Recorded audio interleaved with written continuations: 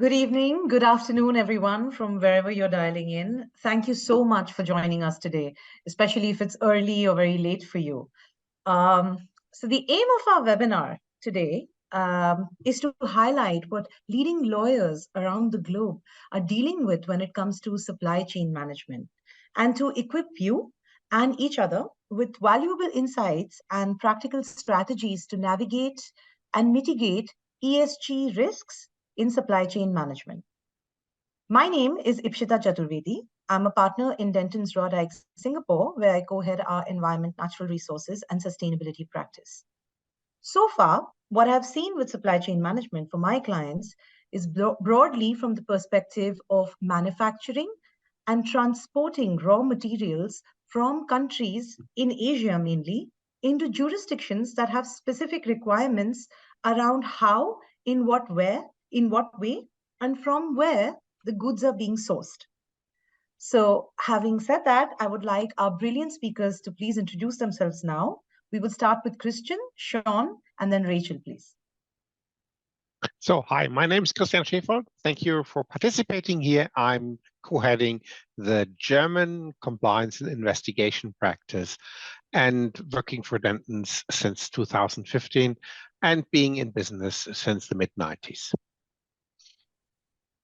I'm Sean Stevenson. I focused my practice on international trade, and a large part of that recently has been trade and ESG issues, and particularly on the diligence, reporting, and trade prohibitions we're going to be talking about today.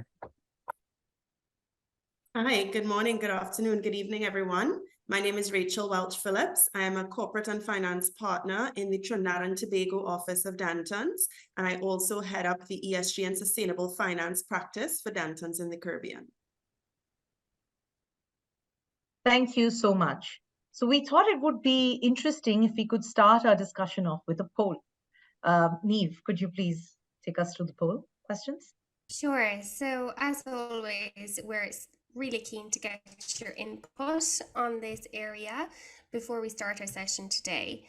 As an in-house lawyer, what's the biggest driver for your organization to review its global supply chain? So we'd love your perspective on this session or on this question. So is it compliance, maybe new laws like the German Supply Chain Due Diligence Act, which we'll focus on later today, or others? Maybe it's litigation and reputation risk. Maybe it's business continuity. It might be fear of sanctions. It might be just to do the right thing when it comes to this area. Or maybe there's something else that's top of mind in terms of the biggest driver for your organization. If there is something else, pop it into the chat and we will take a note of that also. So it's lovely to see lots of people already getting involved. We'll just do a little countdown. So let's go 5, 4, 3, 2, 1. Lots of votes still coming in there. So we'll give everyone another second. Excellent.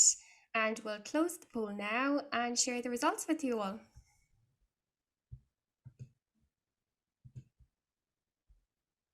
So Ipshita, back to you for some observations on this one.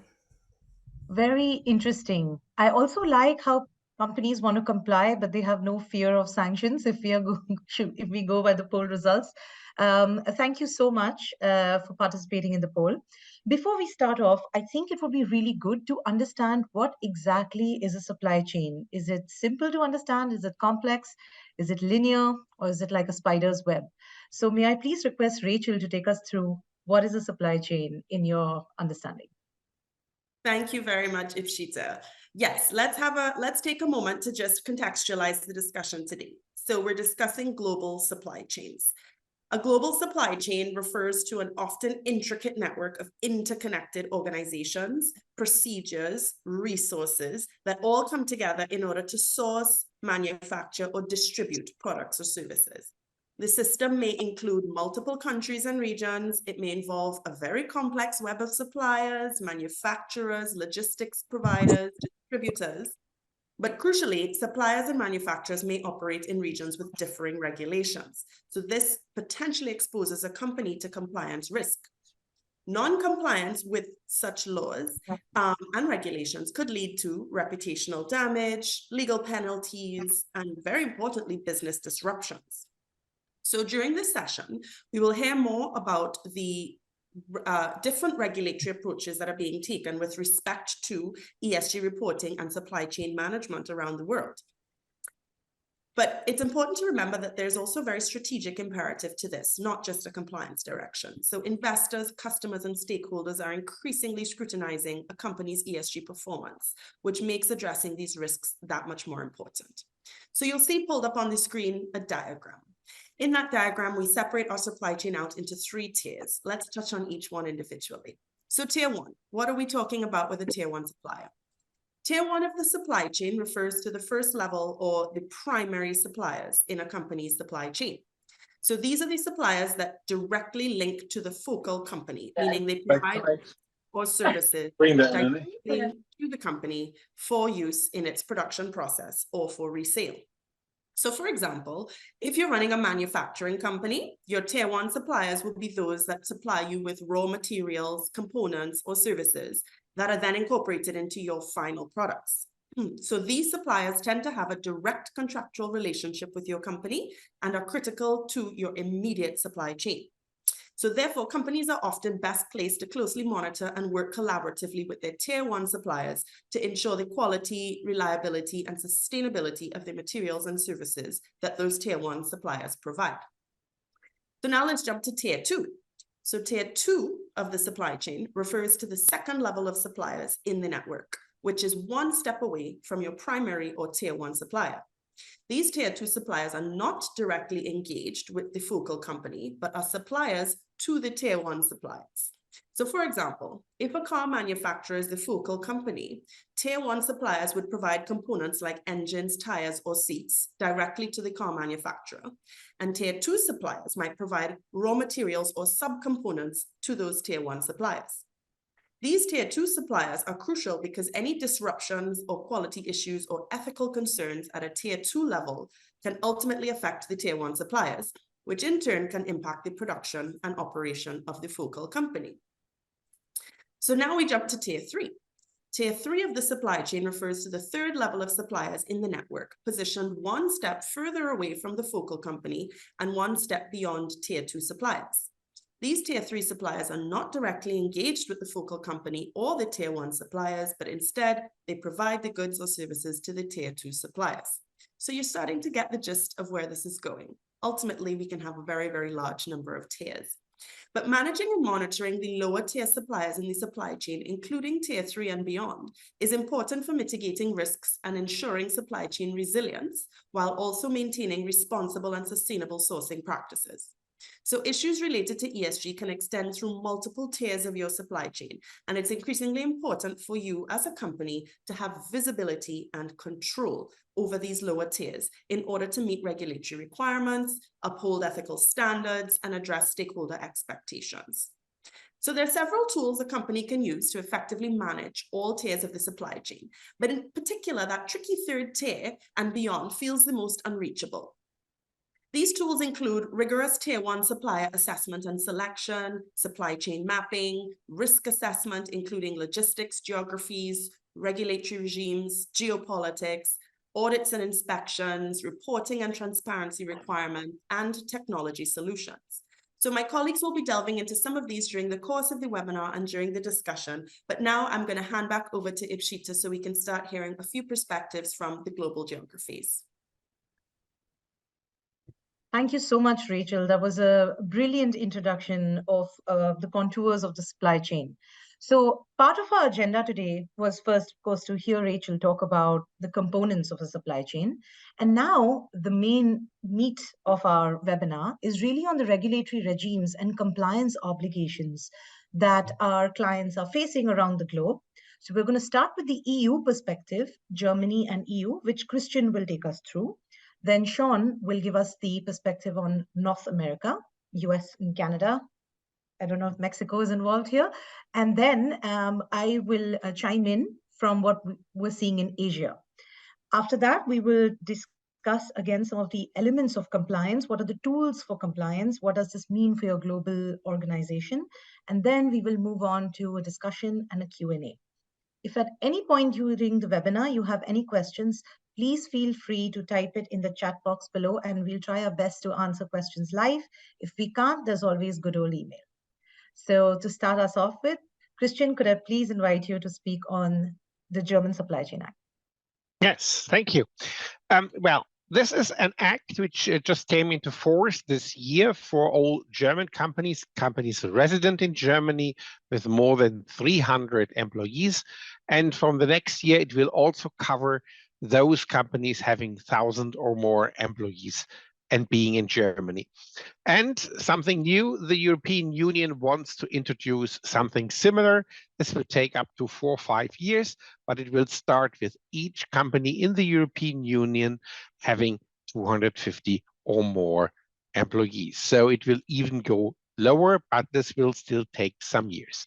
The act started after an uproar in the German public because a German company received textile from a Bangladesh mill, and in the Bangladesh mill, 900 people were killed by a fire, and it turned out that the working conditions were a catastrophe, and actually nobody was able to flee because there was nothing like an emergency stair. So that brought the German parliament to discussion. They said that they require every German company of a certain size to care for compliance with the major human rights, labor rights, and environment protection rights within their entire supply chain. And that brought the situation that first, every of those companies being obliged by the law has to do an analysis of the human rights and environmental rights situation throughout the entire supply chain, and to set up a risk management to monitor the entire supply chain and to get on and mitigate any risks as far as they become somewhere obvious. They also require each company to do a basic declaration and policy to ensure supply chain compliance with human and environmental rights. Also, they are obliged to appoint a human rights officer, and they have to set up a supply chain whistleblowing channel, which can be reached by the entire supply chain and should also be able to use the languages of the entire supply chain so that every worker, even from the remotest area of a tier 3 supplier, would be able to complain about the conditions in his country or her country to the German company, the German customer. Of course, if something appears, if there is a risk or even a violation of human rights, then the company in Germany has to react and to remediate the issue. They have to provide for documentation about this compliance system for every year, and they have to report this every year to the German OFAC, the BAFA. And this is now getting more special for the entire supply chain and for all companies providing services or providing products to Germany. There is the contractual obligation of German companies to oblige their direct suppliers, their contract partners, to also fully cooperate with the German partner in fulfilling the Supply Chain Due Diligence Act. Please, next slide. Perfect. Here you see then the consequences, which will firstly approach the tier 1 supplier, but the effect, it's the planned effect that the tier 2 supplier as well as the tier 3 supplier will also join in contracts, will also be obliged to the same obligations as the tier 1 supplier. This is the way the German legislature likes to have an effect throughout the world, likes to involve the entire chain of supplies coming into Germany. The supplier should also support human rights and environmental rights risk analysis. They have to do a due diligence of their own supply chain and report this to the German customer.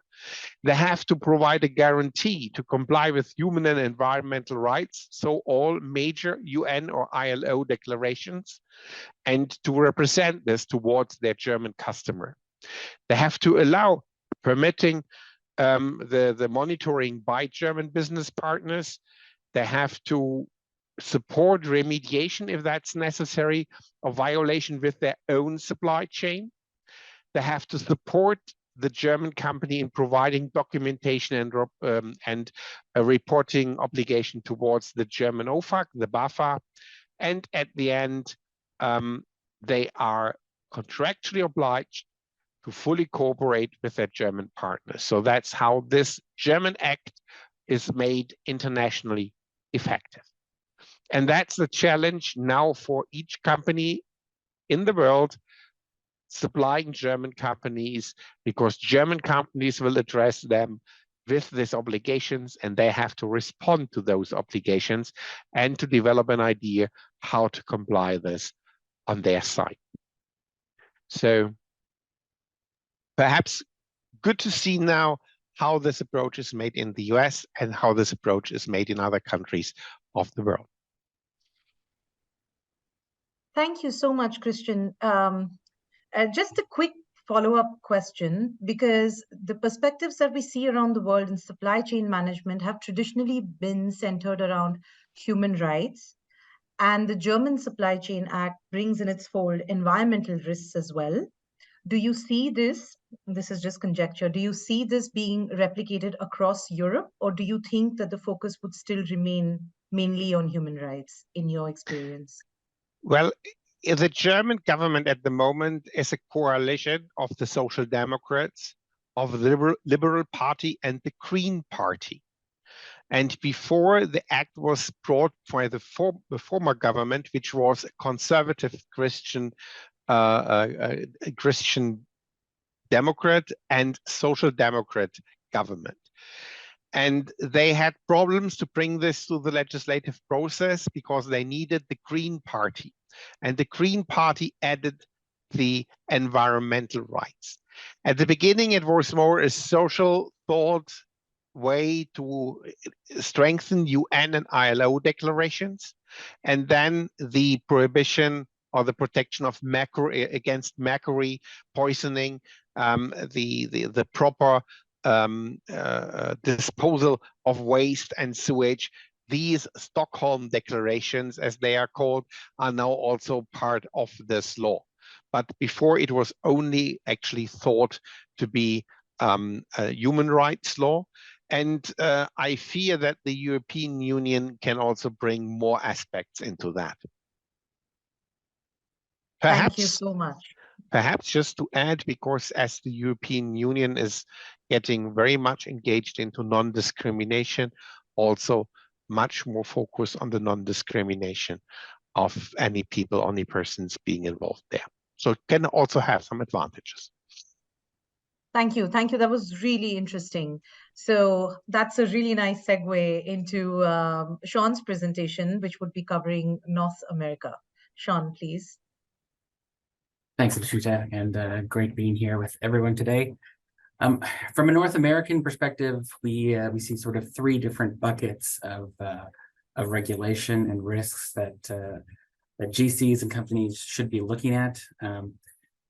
First and foremost, we have reporting. So much of this is similar to what you have in the EU, UK. Canada has recently adopted a reporting legislation that focuses on forced labor and child labor. Notably, the Canadian thresholds for reporting are fairly low. These will catch most medium-sized businesses. It catches every publicly listed company in Canada. And for any private business, if you have either $20 million in assets, $40 million in revenue, or 250 employees, so you see that 250 employee number coming in from the EU. If you have two out of those three of criteria, you have to report in Canada. In the US, there's no federal legislation that's similar, but you do have to look at the state level And there are certain states that have adopted reporting legislation as well, and I'll highlight there California's Transparency in Supply Chains Act. Notably, thresholds for reporting there are fairly limited, or more limited than we see, for example, in Canada or the EU, where you have to be doing business in California, and there's a $100 million global revenue threshold there. So reporting is sort of bucket one, is how North America is looking at this. In the second bucket, we have sanctions. Canada notably has adopted sanctions in relation to China, in particular the Xinjiang region. These are list-based sanctions, so it's not a wide or sweeping set of sanctions. And currently Canada has 4 individuals and 1 entity listed on its sanctions list. So, you need to be aware of doing that. So targeted specifically at the practices that are going on in Xinjiang. On the US side, there is no specific sanctions that have been adopted yet in relation to modern slavery or forced labor. However, we have seen instances of general enforcement, and we can bring up the 2009 case where OFAC did enter into a settlement agreement with a company for breaching sanctions in relation to North Korea, which were linked to forced labor. An interesting case there in regards to eyelash kits. So, there's a diverse array of issues that can be caught in the sanctions bucket. And last and most recent, what we've seen in North America are trade prohibitions. So within the renegotiated NAFTA, the USMCA, we do have specific provisions in relation to the elimination and adoption of domestic measures in relation to forced labor. And notably, all 3 North American companies have entered or adopted legislation or already had that on the books. Particularly, I would highlight in the US, which we've seen a lot of action on in the past a year and a half, the Uyghur Forced Labor Prevention Act. This is new legislation, was adopted or entered into force in June of 2022, where there is a presumption on all imports manufactured, mined, or produced in whole or in part in the Xinjiang region, as well as certain companies that are listed on the UFLPA entity list. So there's, in fact, a presumption that those goods are made with forced labor and that they cannot enter into the United States. That presumption can be rebutted with clear and convincing evidence. There's essentially 2 ways to get around this. One, a demonstration that the goods at issue do not stem from Xinjiang, so they're outside of the scope of those the particular act. And secondly, demonstrating that the goods were not made with forced labor. So although there's not a diligence standard required here under this act, you might have to go down that route to demonstrate that the goods are in fact not made with forced labor. Just a couple of stats on that particular act. Again, it's only been enforced for just over a year and a half. We've seen 5,346 shipments stopped. Out of those, 2,325 shipments have been detained. 2,333 shipments were then released. So they were able to provide that clear and convincing evidence. And the total value of goods, and again, this is just over a year and a half, that have been looked into is $1.8 billion. So significant in terms of border investigations being done on the US side. On the Canadian side, Canada did adopt legislation as well. So there is a prohibition on goods made in whole or in part by forced labor. There are additional acts that sort of stem throughout the downstream supply chain. Anyone in Canada who has reason to believe on reasonable grounds that they are holding goods made in whole or in part by forced labor need to report immediately to Canadian authorities, and you cannot sell, possess, exchange, or otherwise dispose of these goods. And this is backed up by significant fines, potential jail time for those entities. I would add that most recently, Mexico has also adopted a prohibition on forced labor. So in the North American context, no diligence requirement per se, but diligence could come into effect vis-a-vis the trade prohibitions. So when we're looking at risks here, you have reporting risks. These are public reports that can go to shareholders. You have trade prohibitions and you have sanctions as well. And that's the world in a nutshell for North America. Thank you so much, Sean. That's fascinating. just a hypothetical question, which I guess would be practical for some of the people that are dialing in. Under the USMCA, is the raw material impacted, do you think?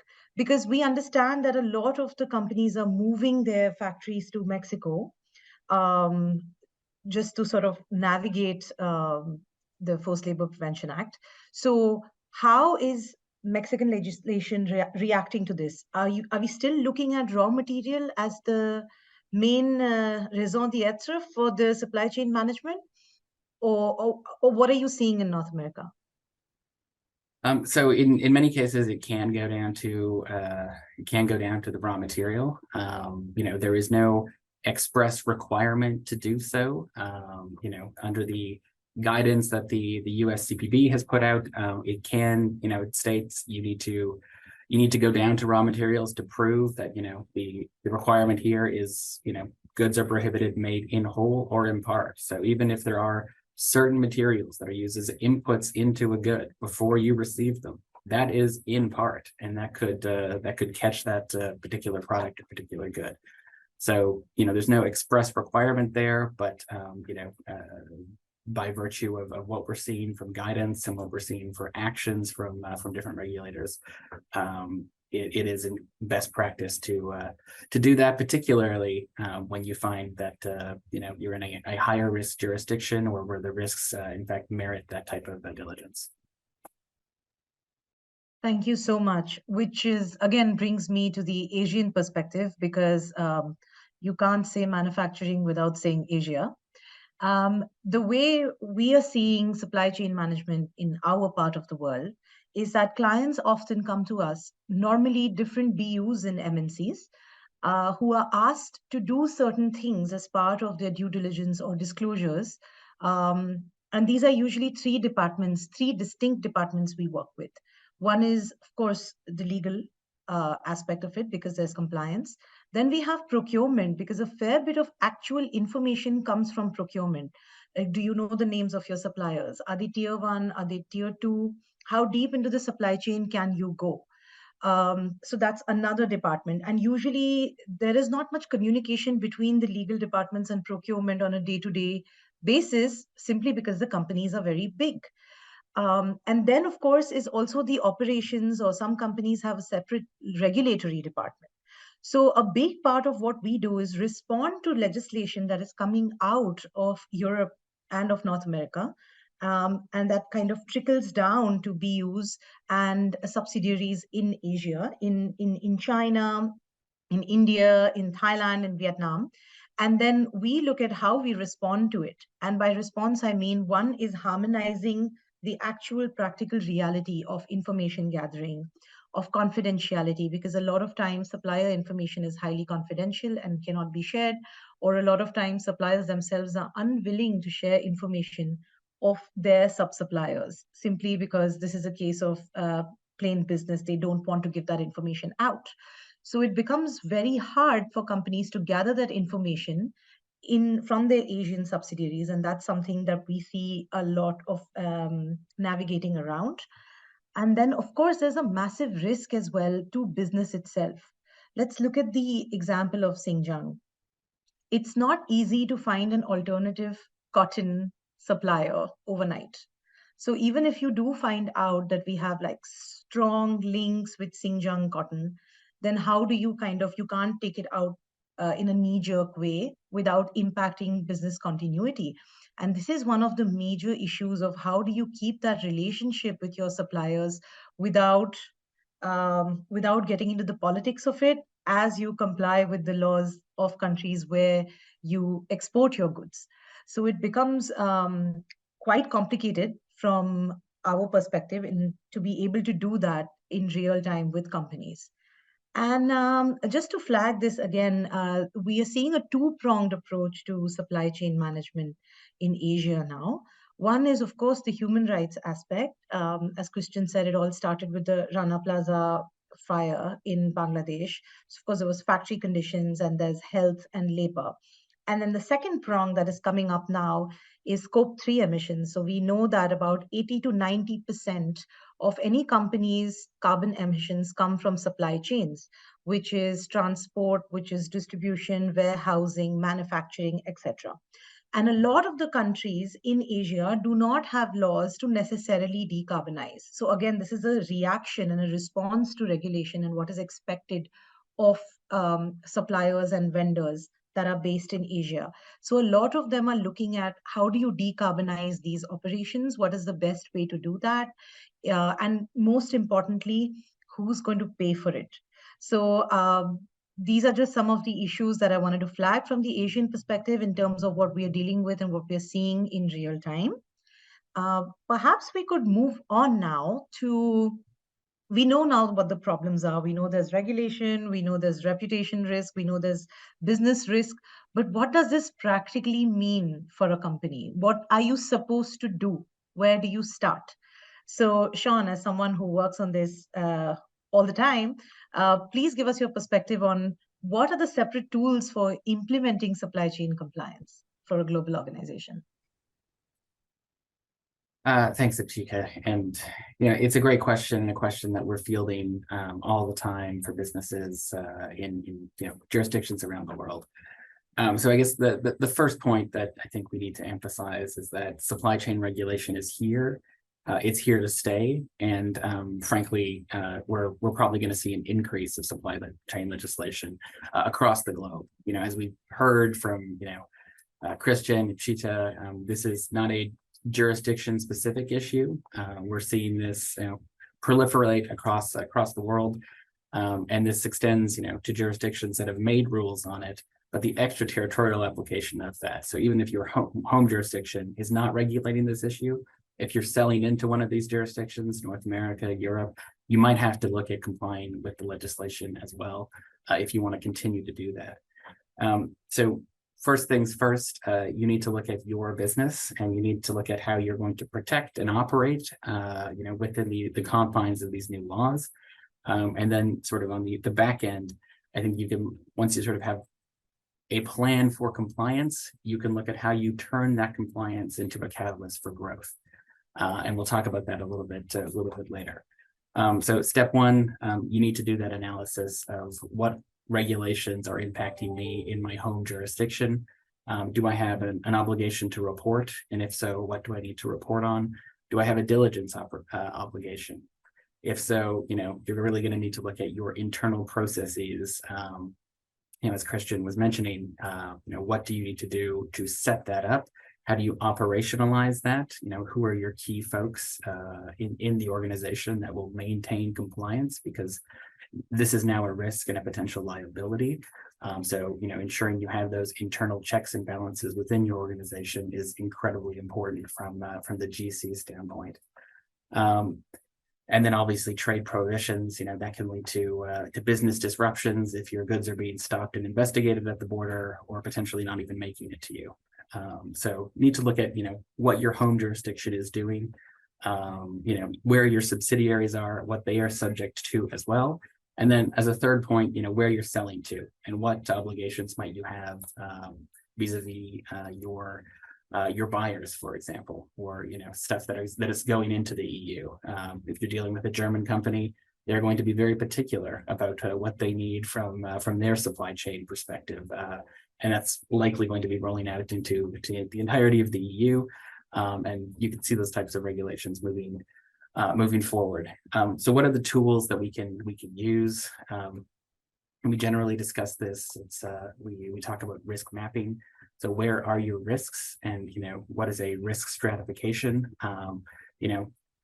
Heavier jurisdictions with known instances of modern slavery, you might want to ensure a further due diligence. You might want to engage third parties. You might want to engage monitoring.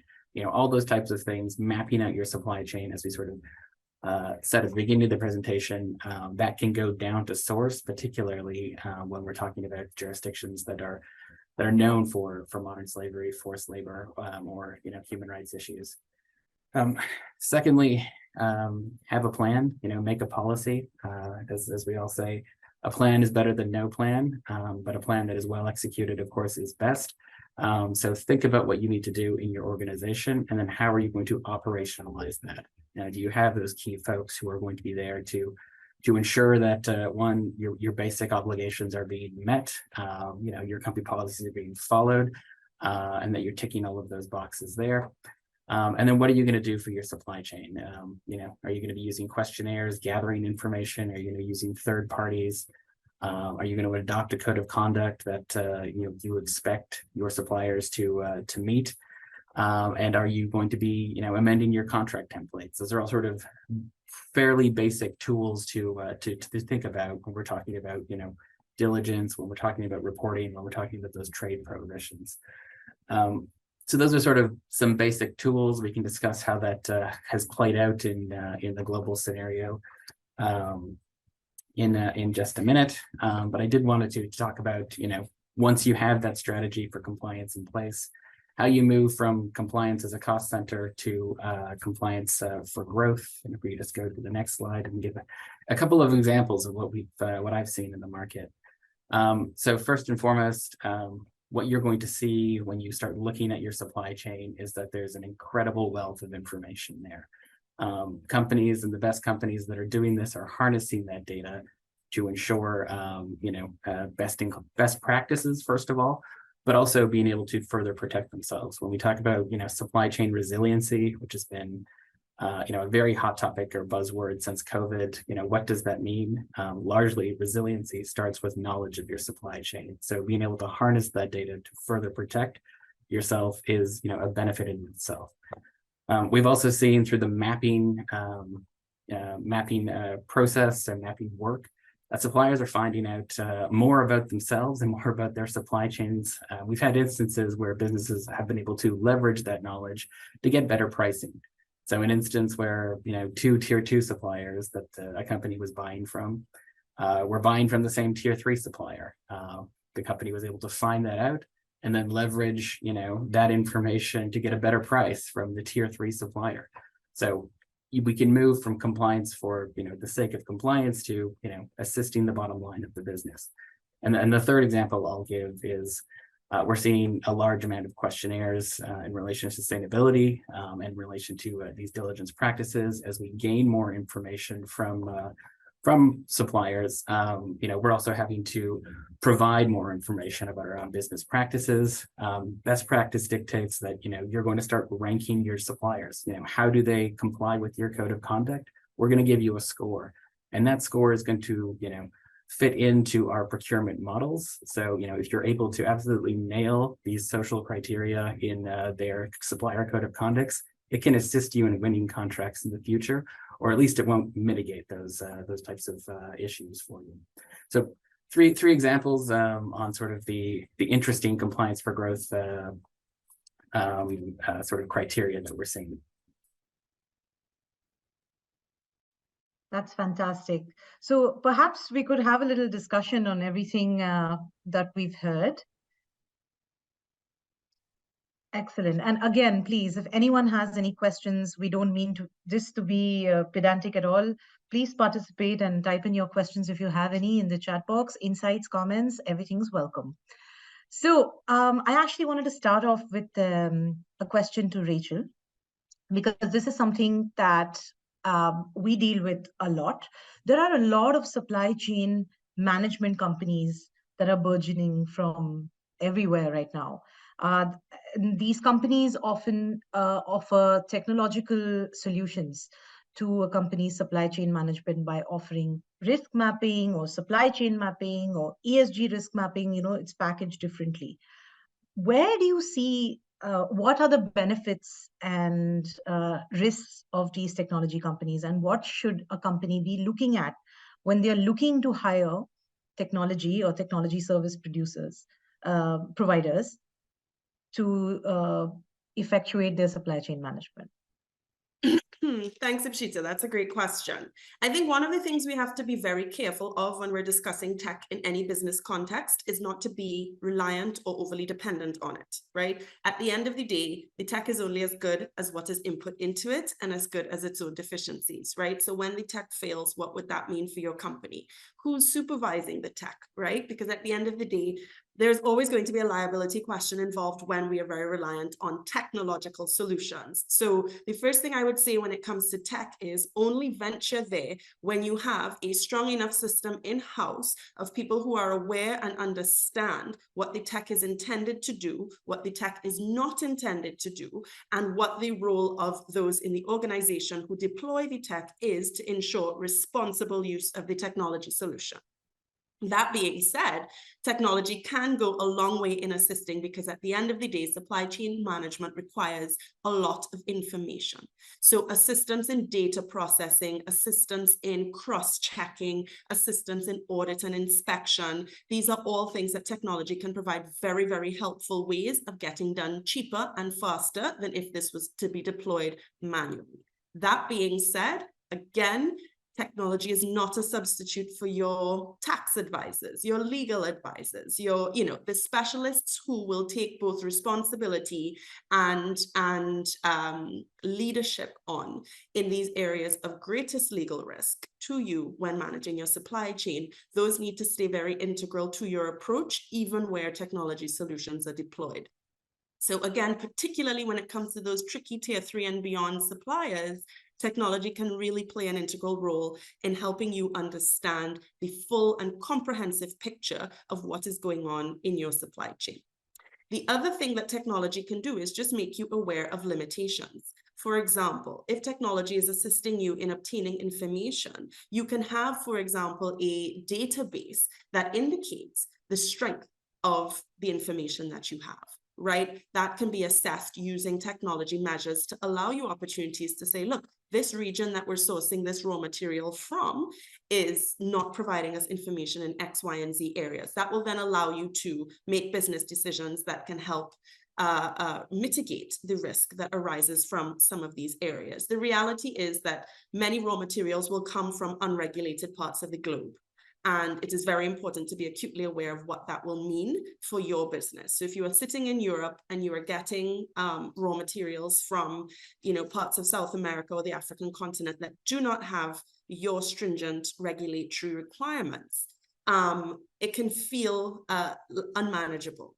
Tech can definitely step in to help you understand what is the landscape there, what can you expect from that region, and how can you mitigate those risks. Again, has to be deployed responsibly along with your team who is both upskilled and aware of these legal risks and can help you navigate them.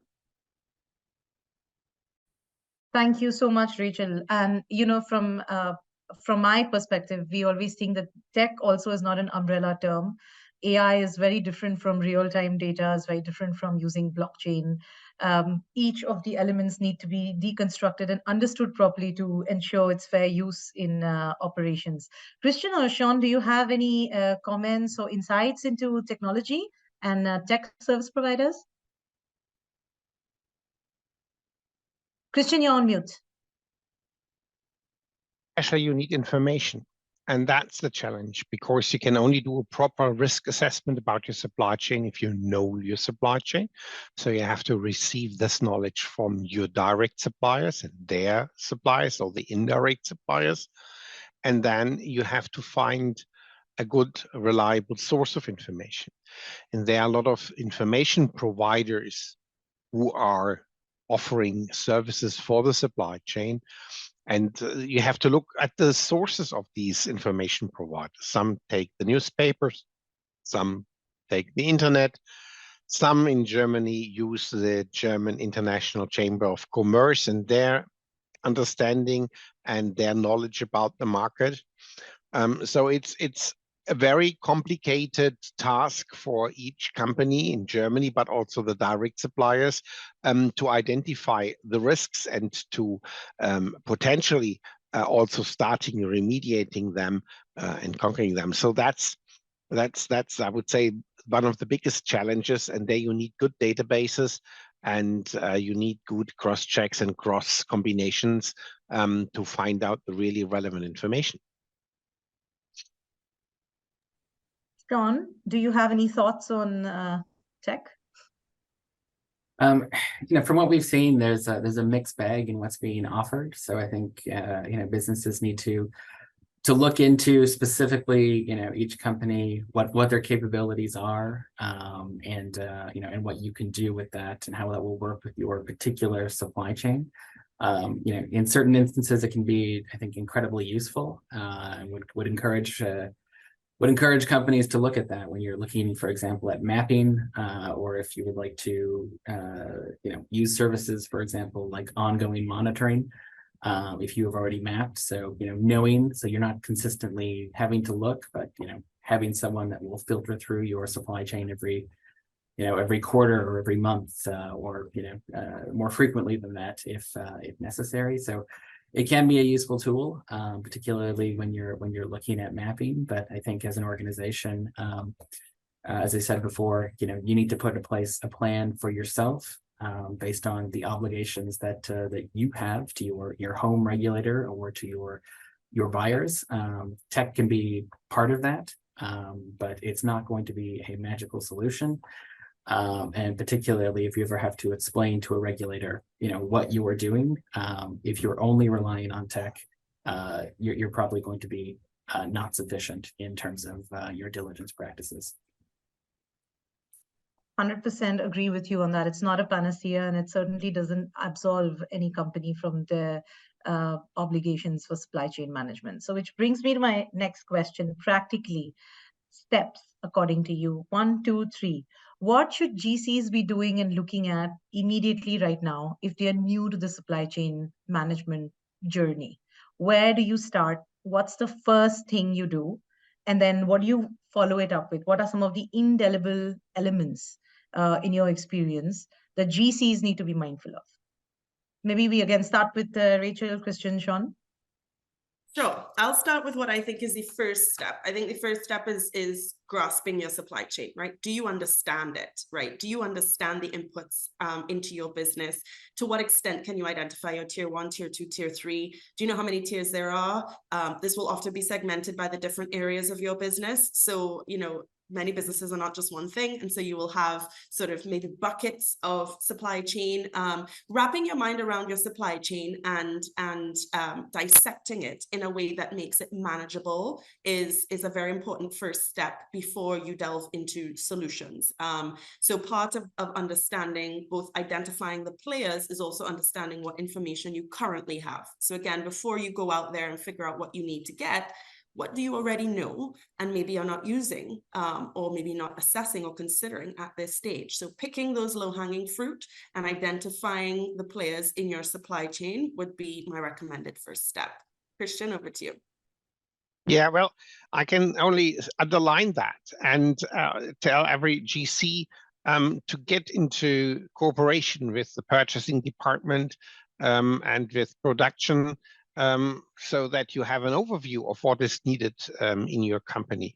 As I have been in the industry practice before, I know how difficult it is to identify products and to identify their parts and where they're from. To find out what measures have to be done and what are the actual risks.